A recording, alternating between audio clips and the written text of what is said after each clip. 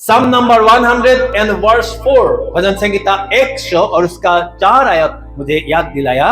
Enter his gates with thanksgiving and his courts with praise. Give thanks to him and praise his name. परमेश्वर का जो आंगन में उसका स्तुति करते हुए, उसका फाटक में धन्यवाद देते हुए, स्तुति करते हुए आप उसका नाम को प्रशंसा करते हुए प्रवेश कीजिए.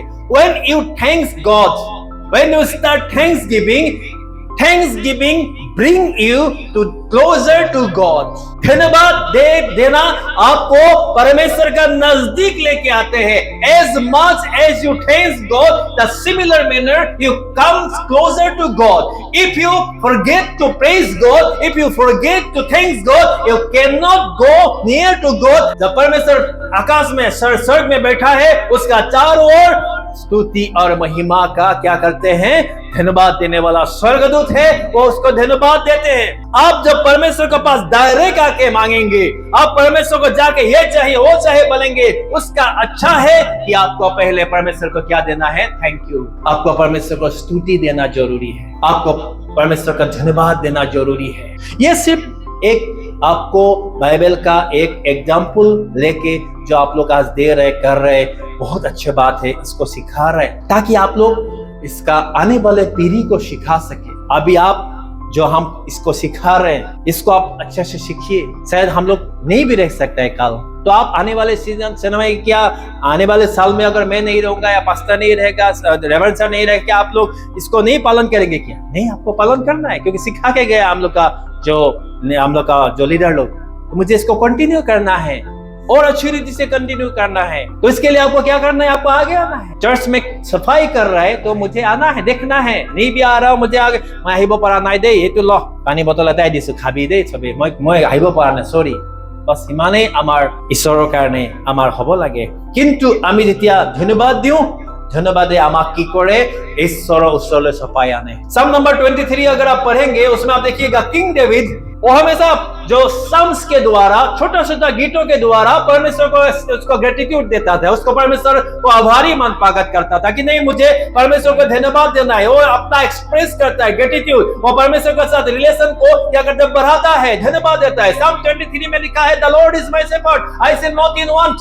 परमेश्वर मेरा शेफर्ड है, मुझे कोई कमी घटी नहीं होगा. वो क्या करता है? एक्नॉलेज कर रहा है, थैंक्सगिविंग देते हुए, धन्यवाद देते हुए, चाहे उसको कुछ कमी है या नहीं है, लेकिन वो हमेशा परमेश्वर को स्तुति देता है. इसीलिए थैंक्सगिविंग आप घर में भी दीजिए, कोई बात नहीं, घर में आप सुबह शाम परमेश्वर को स्तुति दे, लेकिन आप जब चर्च में आते हैं तब भी आप परमेश्वर को स्तुति और प्रशंसा करें.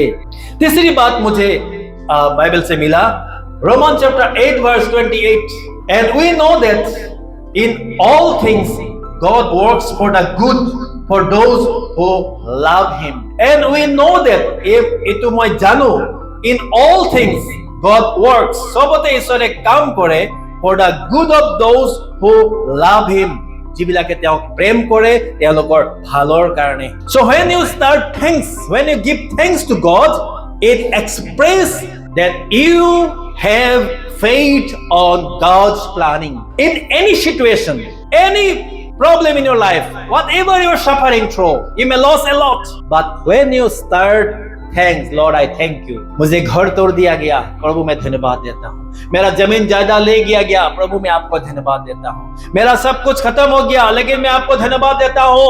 इसका मतलब आप कुछ खो रहे हैं, फिर भी आप परमेश्वर का प्लानिंग का ऊपर भरोसा है, और इस भरोसा रहते हुए आप परमेश्वर को धन्यवाद दे रहे हैं. इस वचन का पढ़ते हुए मुझे फिर से दुख दिल में मुझे आंसू आ गया जब मैंने इस जेनेसिस चैप्टर 50 वर्स 20 को पढ़ा.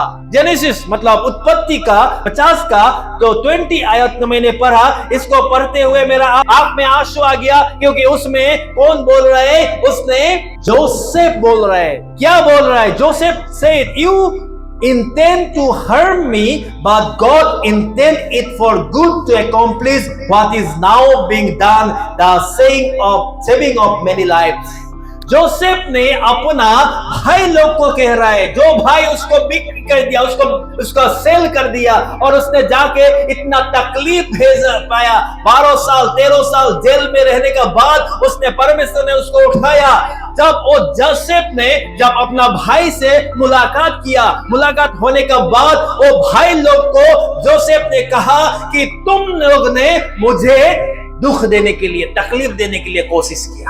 आज चाहे आपका कोई आपसे कुछ पैसा मतलब जबरदस्ती या छीन के लेके किया, आपका जमीन को छीन के लेके किया, कुछ भी आपका मतलब लॉस हुआ है, लेकिन फिर भी आप परमेश्वर को धन्यवाद देना है, प्रभु ये आपका कुछ प्लानिंग होगा इसमें। इसीलिए मैं आज इस वचन को जब पढ़ रहा था तो मुझे याद आया, क्योंकि जब यहाँ से 2015 से निकल के गया, जब अपना मिनिस्ट्री किया, उसमें जब अपने मैगजीन में घर बनाया, वो घर तोड़ा गया। उसका बाद जो अपना कलीसिया का लोग को लाके इस कलीसिया में हम लोग जब कंबाइन करके चर्च किया, आज मुझे एहसास हो रहा है आने वाले समय परमेश्वर हमारे लिए एक अच्छा प्लान रखा है। इसलिए जो भी लॉस हुआ है उस लॉस के लिए हमको चिंता नहीं करना है, लेकिन हमको धन्यवाद देना है, क्योंकि परमेश्वर इससे कुछ बढ़िया करने जा रहा है, परमेश्वर हमारे लिए कुछ अच्छा करने जा रहा है। इसीलिए when you give thanks you express the faith in God's planning।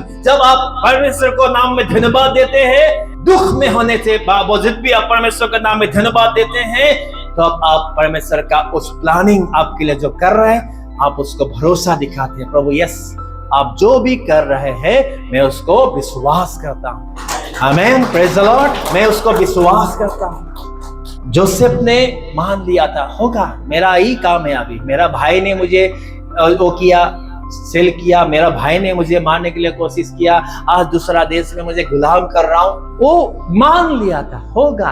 आप मान लीजिए, होगा। शैतान तो मेरे से बहुत मतलब मेरा सब कुछ लेके गया, लेकिन मैं मान लेता हूं परमेश्वर का इच्छा है। जब आप मान लेते हैं और उसी स्थिति पे आप परमेश्वर को धन्यवाद देना शुरू करते हैं, तो परमेश्वर का प्लानिंग आपका जीवन में क्या होता है, पूरा होता है। इसीलिए आप यीशु को देखिएगा, यीशु मसीह भी धन्यवाद दिया करता था। यीशु मसीह भी अपना संकट का जो भी प्रॉब्लम का समय हो, जी भी कोई भी कुछ होने से भी वो धन्यवाद देता था। पौल ने भी धन्यवाद दिया करता था, पीटर ने भी धन्यवाद दिया करता था, चाहे जो भी दुख हो, लेकिन वो लोग धन्यवाद दिया करता था।